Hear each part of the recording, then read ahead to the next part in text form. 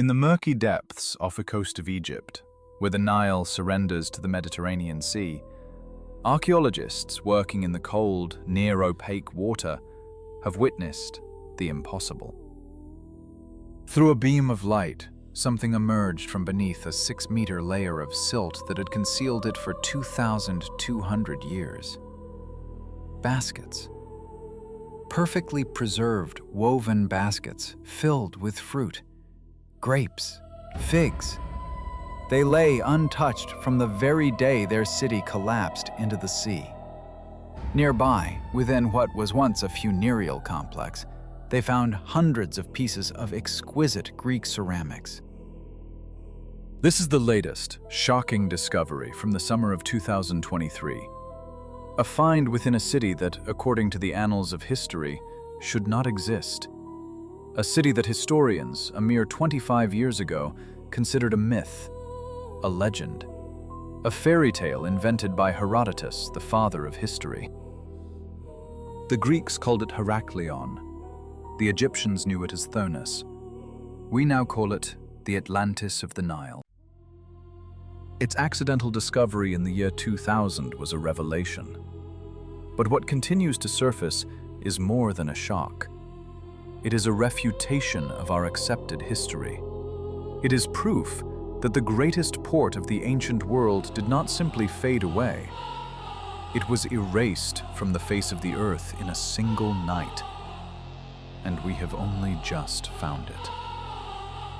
To truly understand why these baskets of fruit and drowned temples are forcing historians to rewrite their books, to grasp the scale of this catastrophe, we must first look to what it is compared.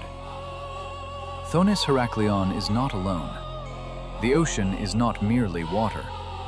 It is the largest museum in the world.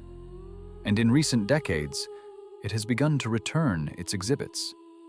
It is giving back entire cities, civilizations we had consigned to myth. Our first descent takes us to the southern coast of Greece, into waters only 3 to 4 meters deep, so close to the shore you can swim to it with a mask and snorkel. This is Cleopatra, and it is the oldest completely submerged city in the world. When it was found in 1964, it was dismissed as the simple ruins of a Roman port. But when archaeologists began to date the ceramics, they froze. This was not the Roman Empire. This was the Mycenaean Age. 3,000 years before the Common Era. 5,000 years old. This city was already ancient when the Great Pyramid of Giza was being built. This was a city that existed in the time of Homer, a city of the heroes of the Iliad and the Odyssey. Each discovery is a challenge to our certainty. Each submerged street and silent ruin is a testament to the awesome power of nature and the fragility of civilization. They are a profound reminder that the ocean keeps our forgotten histories, waiting for the moment to reveal that what we once believed to be legend is, in fact, our legacy. These are not mere ruins. They are the complete blueprint of a lost world. Using digital 3-dimensional scanning, scientists have mapped it all. 15 distinct buildings, entire streets, courtyards, temples, and tombs. 10 burial chambers, hewn from the living rock. This was no simple settlement. It was a thriving, fully realized metropolis of the Bronze Age. And it was swallowed by the sea. What was the cataclysm? An earthquake. A series of violent tremors that forced this entire coastline to drop by 3 meters. The event was instantaneous. Its people fled, abandoning everything. We are looking at a city from the age of myth, untouched by time. And it offers a profound revelation. The ancient tales of cities consumed by the waves are not fantasy. They are memory. We once believed this city, Cleopatra, was the dawn of such stories. We were wrong. Our journey takes us to the coast of Israel, near Haifa. Here, at a depth of 10 meters, lies Atlantis. And here, the timeline shatters. This is not 5,000 years old, it is 9,000. This is the Neolithic era, the Stone Age. It predates the invention of writing, predates the wheel, predates the pyramids. It even predates the monoliths of Göbekli Tepe. This was a village of hunter-gatherers, just beginning to experiment with the first seeds of agriculture. And what their world reveals is astonishing. Foundations of stone houses, a well proving year-round occupation, the bones of hunted animals, flint tools still sharp, and graves. 10 human skeletons, perfectly preserved in the anaerobic embrace of the sea. The study of two, a woman and her child, revealed the first known case of tuberculosis in human history, a discovery that rewrote the annals of medicine. But the most staggering find stands at the village center. A megalithic circle. 7 stones, each weighing over 600 kilograms, arranged in a deliberate ritual pattern. A small, submerged Stonehenge. Hunter-gatherers, 9,000 years ago, were building temples. And then, they vanished. What destroyed them was not the shudder of the earth, but the slow, inexorable rise of the ocean.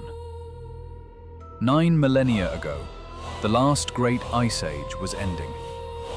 Glaciers the size of continents were melting.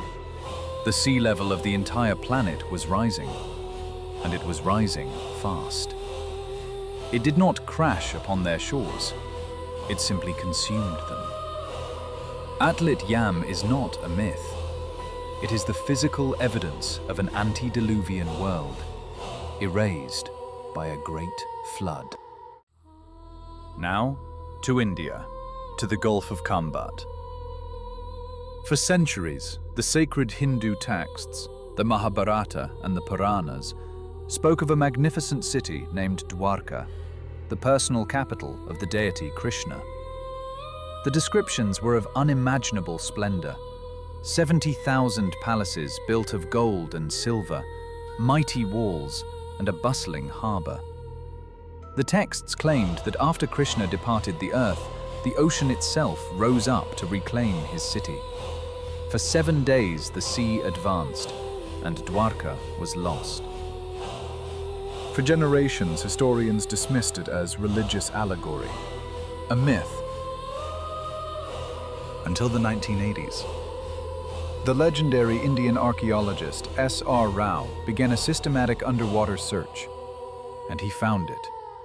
Off the coast of the modern city that bears its name, he found the ruins of an ancient port. He found its mighty walls.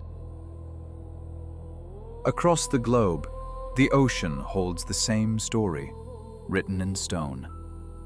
It reminds us that the world we know is not permanent, that civilizations can vanish in an instant, or be swallowed over a lifetime.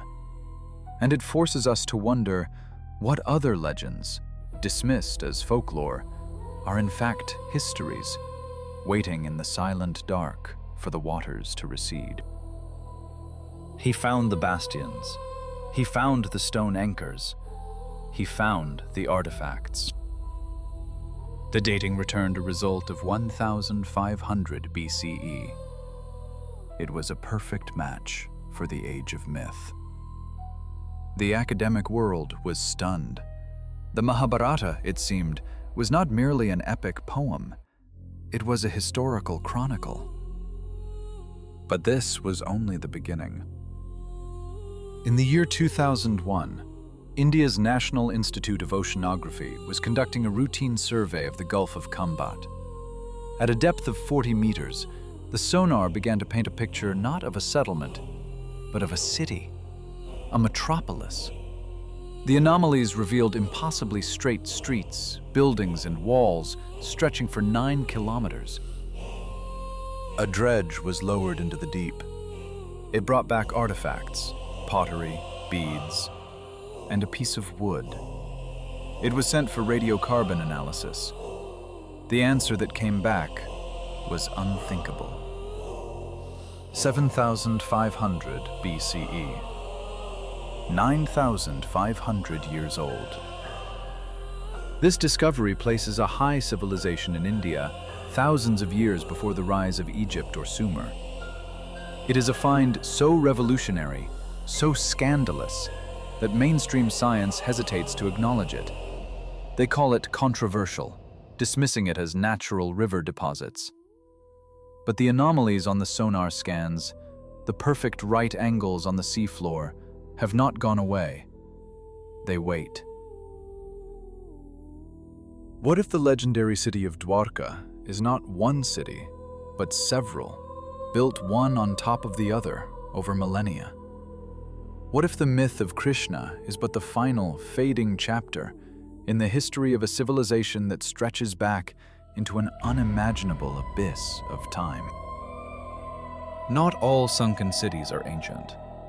Some are nearly our contemporaries, and they offer a key to understanding instantaneous catastrophe. We traveled to Jamaica, the year 1692. The city is Port Royal, the richest and most wicked city on earth. A capital for built, quite literally, on sand, an unstable spit of land jutting into the sea. On the 7th of June, at 11:43 in the morning, the earth began to shake. It was a massive earthquake, but the tremor is not what destroyed the city. What killed Port Royal was what happened next: soil liquefaction. The same phenomenon that would claim the city of Heracleion. The violent shaking turned the seemingly solid sand beneath the metropolis into a liquid slurry. In the space of 2 minutes, 2/3 of the city, its buildings, its streets, its treasure-filled warehouses, and thousands of its people simply slid into the harbor. It was the Pompeii of the New World, an instant apocalypse.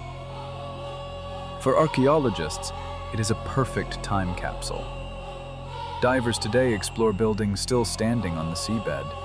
They find taverns where bottles of rum remain neatly on their shelves. And they have found the ultimate artifact, a pocket watch.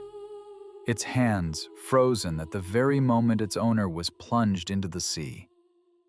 It stopped at 11:43. This is not a myth. This is a transcript of catastrophe, a precise record of how a city dies. Now to Italy, the Gulf of Naples.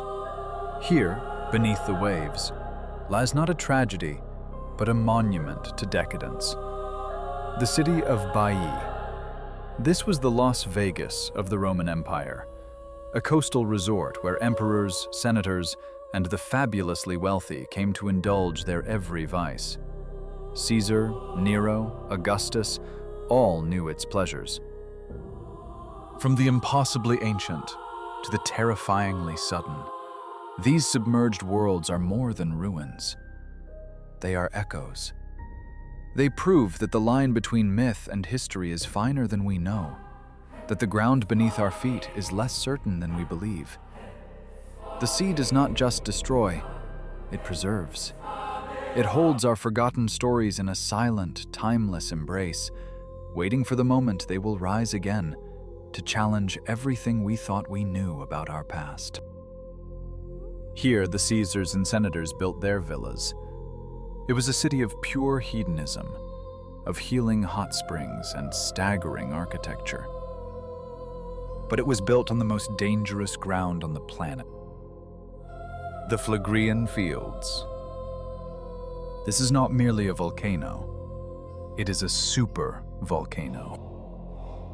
Here the very earth breathes, a phenomenon known as bradyseism, where the ground constantly rises and falls, pulsing with the movement of magma deep below.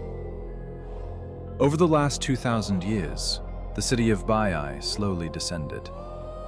It did not drown in a single cataclysm, it was submerged. Today, divers glide through the doors of Roman villas, They drift down ancient streets, past mosaic floors that remain impossibly intact. They find marble statues standing sentinel, exactly where they were left centuries ago. They pass the temples of Venus and Diana, not as ruins, but as a city suspended in time. It is a silent, stunning testament to how much of our own story can be hidden just a few meters beneath the surface, a stone's throw from the shore. The same forces were at work in Egypt, in the harbor of Alexandria, a city we thought we knew. It too was sinking. The same unstable earth, the same tremors. In the 1990s, maritime archaeologist Franck Godiot began to scan the seabed.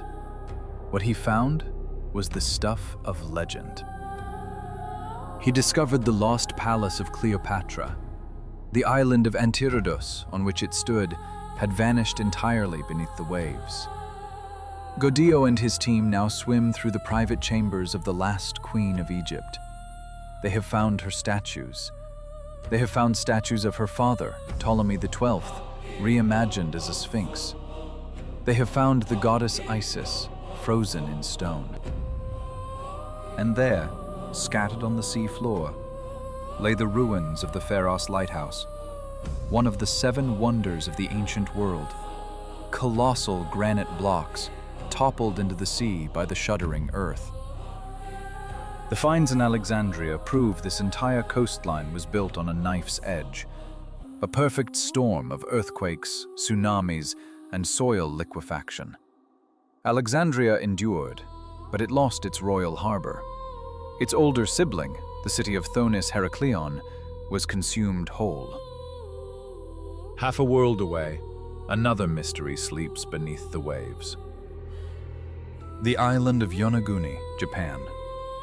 The year is 1986. A local diver, Kihachiro Aratake, was searching for new vantage points to observe hammerhead sharks. Instead, he stumbled upon a monument. A colossal 50-meter structure of staggering geometry. This was not a city of villas and temples. This was a megalith. We see what appears to be a vast stepped pyramid. We see perfectly straight terraces, sheer walls, and clean 90-degree angles. We see formations that divers have named the turtle and the head. For decades, a fierce debate has raged. Official geology declares it a work of nature, mere sandstone, which fractures naturally along predictable fault lines. Even Robert Schoch, the geologist who argued for the great antiquity of the Sphinx, believes the structure is primarily natural. But Professor Masaki Kimura, a marine geologist from the University of the Ryukyus, has logged hundreds of dives on the site. He insists. Whether a temple carved by a lost civilization or a grand illusion sculpted by the sea, these submerged worlds challenge our very timeline of the past.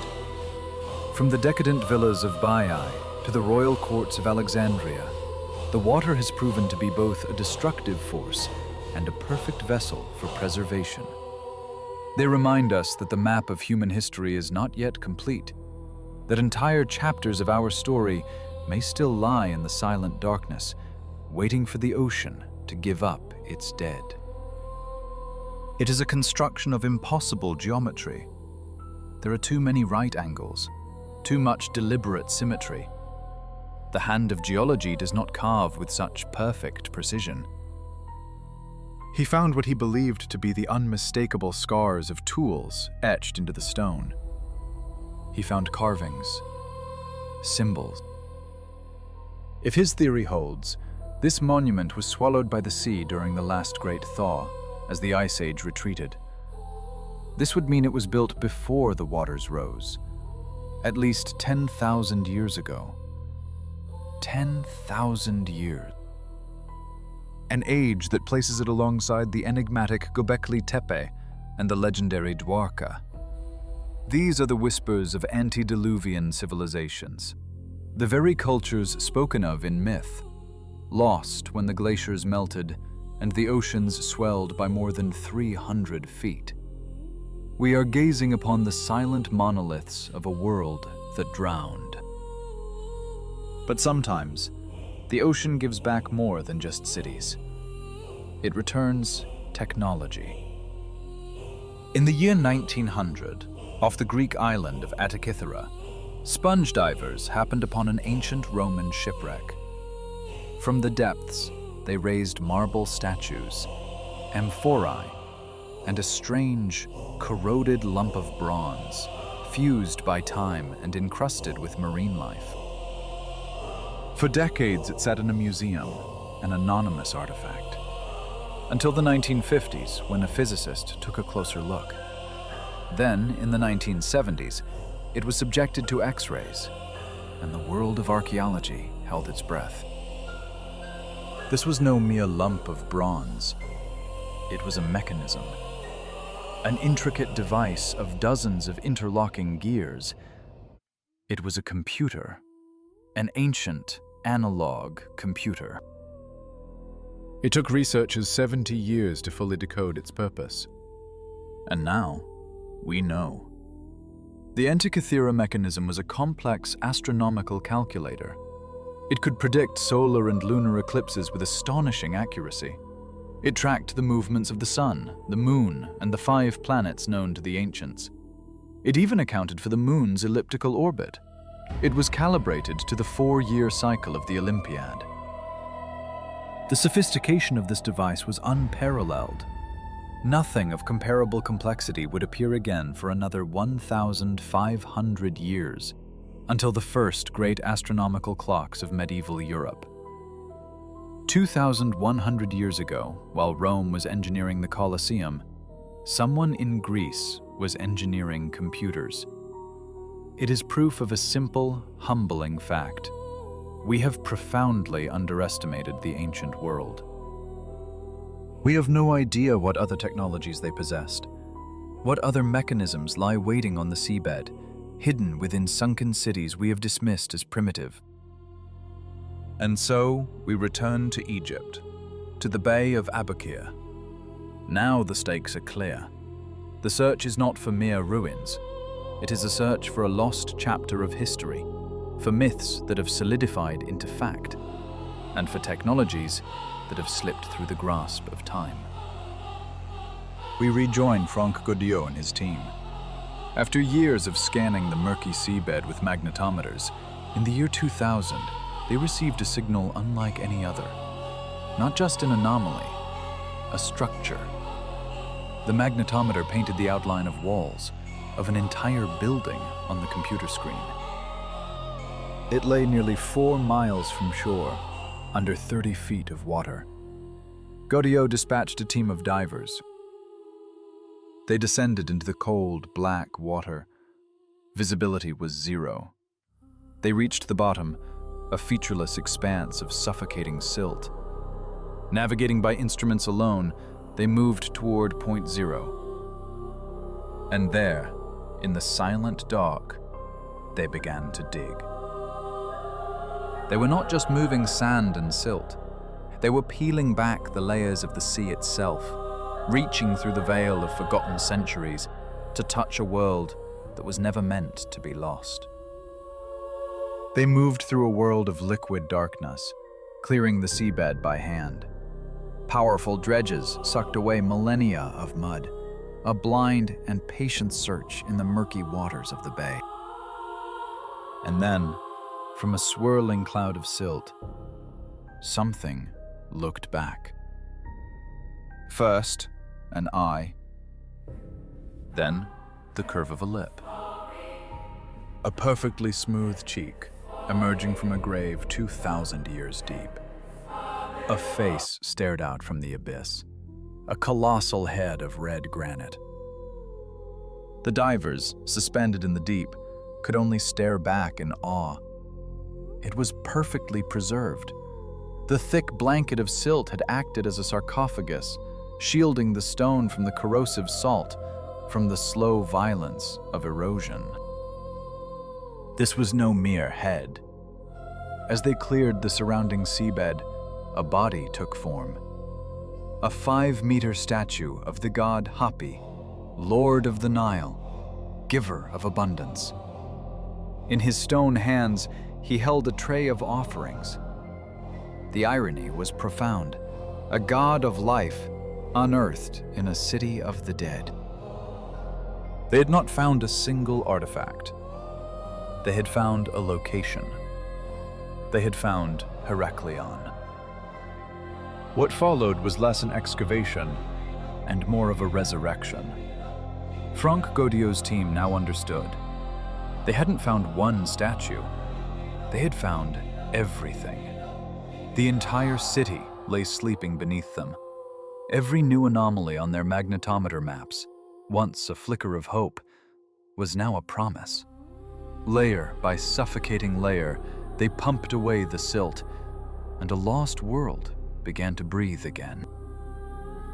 They found the temple, the great temple of Amun-Gereb. Its massive walls had not crumbled, but hid inside the naos, the central shrine carved from one monolithic block of rose granite. Its walls were covered in hieroglyphs, detailing the very rituals the ancient historian Herodotus had described centuries before. Here, buried beneath the waves, was the proof. Herodotus had not been writing fiction. Colossal statues of a 5-meter-tall pharaoh and his queen, hewn from black granite, emerged from the gloom. They once stood as eternal sentinels at the temple gate before the sea claimed their kingdom. Hundreds, then thousands of artifacts followed. Gold coins, not only Egyptian but Greek, from across the Mediterranean, proof of a bustling international port. Exquisite gold jewelry, amulets, the intimate belongings of a people who fled as their world sank. Hundreds of tiny lead weights, the official standard of the temple, used to levy taxes and regulate trade. But for all the treasure, they still needed the city's birth certificate, its official passport etched in stone. And then, they found it. A 2-meter monolith of black granite, its surface dense with hieroglyphs. It was a royal decree, erected by Pharaoh Nectanebo I around 380 BCE. The ancient text commanded officials to collect a 10% tax on all Greek trade passing through the port, a tax to be paid directly to the temple of Amun-Gereb, the very temple whose ruins now surrounded them. But the true revelation was carved at the very end. The decree commanded that this stone monument be erected in the city of Thonis. They had found it. They had found the name. A name, spoken again after 2 millennia of silence. For a city is not merely stone and gold, but a memory. And by finding Thonis-Heracleion, they had not simply raised artifacts from the depths, they had resurrected a piece of human memory from the oblivion of the sea. On that same stele, carved in the Greek script, the city was given a different name, Heracleion. It was their Rosetta Stone. The granite declared in silent, irrefutable testimony that Thonis and Heracleion were not 2 separate places. They were one and the same city. The Egyptians knew it as Thonis, the Greeks as Heracleion. The mystery of the 2 names was finally solved. But the most staggering discovery was yet to come, waiting in the silt of an ancient channel of the Nile that once flowed through the heart of the metropolis. This waterway, once choked with the traffic of empires, had become a tomb. Magnetometers registered dozens of anomalies, spectral signatures of metal and wood buried in the dark. Archaeologists began to dig into the seabed, and they found them. Ships. Not 1, not 2, 73. 73 ancient vessels, layered one upon another, entombed and perfectly preserved in the oxygen-starved mud. It remains the largest graveyard of ancient ships ever discovered anywhere in the world. They were found in a state of impossible preservation. Masts, rudders, even the cargo still resting in their holds. It was a fleet frozen in time. But as scientists examined the construction of these vessels, a profound mystery emerged. They were built unlike any other ships of their era. Their design was alien. And then, someone remembered. Herodotus, the ancient Greek historian, long dismissed as a teller of tall tales. In his seminal work, The Histories, he digressed to describe in meticulous detail the peculiar Egyptian cargo vessels he had witnessed in Thonis. He called them the Beres. He wrote of ships built from acacia wood, their planks cut and stacked within by long, sturdy tenons, and steered by a single rudder that passed directly through a hole in the keel. For centuries, naval historians had scoffed at the account. Ships were not built that way. He must have misunderstood what he saw. He must have invented it. Then, Franck Godillot's team raised Ship 17 from the murky depths. Analysis began. It wassing through the keel. Everything Herodotus had described, down to the most minute engineering detail, was true. This discovery does not just add a chapter to our history. It forces a wholesale refutation of what we thought we knew. Refutation number 1. Our ancient sources are not mere myth. For generations we have them of exaggeration, embellishment, and fantasy. The finds at Thonis-Heracleion prove he was not a fabulist, but a journalist, recording what he saw with unnerving precision. This compels us to reread all the ancient texts, to reconsider everything we once dismissed as legend. What if Plato, writing of Atlantis, was just as precise? What if other lost cities are not fables, but simply coordinates on a map we have yet to find? Refutation number 2. The map of the ancient world is wrong. The accepted narrative held that Egypt was an isolated kingdom until the arrival of Alexander the Great, who opened it to the world. That narrative is false. Thonis-Heracleion is the proof. A globalized center of power and commerce, thriving for hundreds of years before Alexander was even born. This was the New York, the London of its day. The entire economic and political history of the Mediterranean during the 4th and 3rd centuries before the Common Era must now be rewritten. The past, it seems, is not a settled landscape.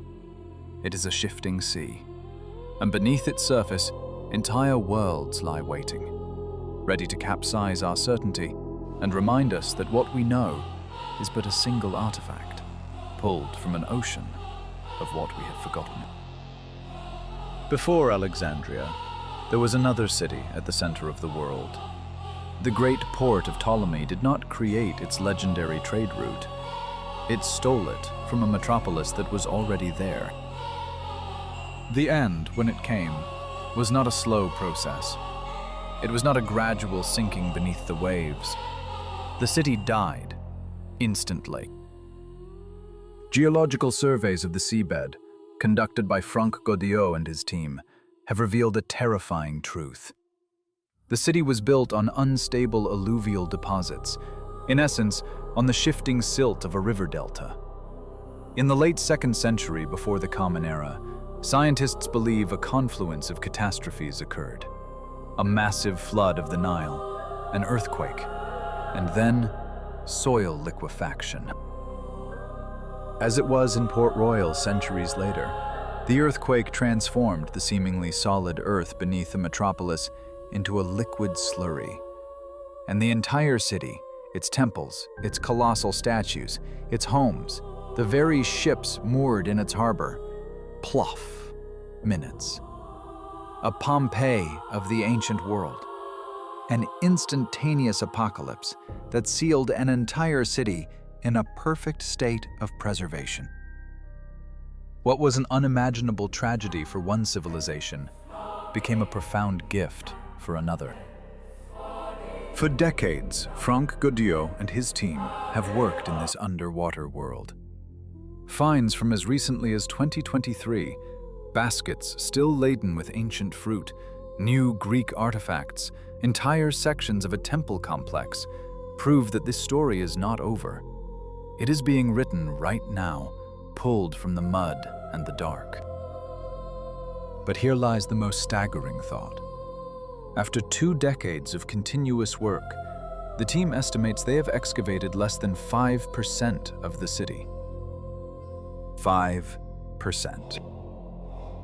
73 ships, towering statues, troves of gold, a stone stele that rewrote history. All of this is but a sliver of the whole.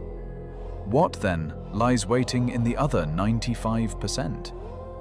What other temples? What palaces? What libraries, sealed in the silt, might hold texts whose existence we have not even dared to dream? We have looked upon the oceans and thought they kept only the secrets of nature. But they are also a museum, holding entire civilizations we had consigned to myth. Thonis-Heracleion has proven that if you can read of a place in an ancient text, there is a chance that one day you might be able to touch it. The question is no longer whether other lost cities existed. The question is simply, where are they? And what else is waiting to be found in the silent depths of our world?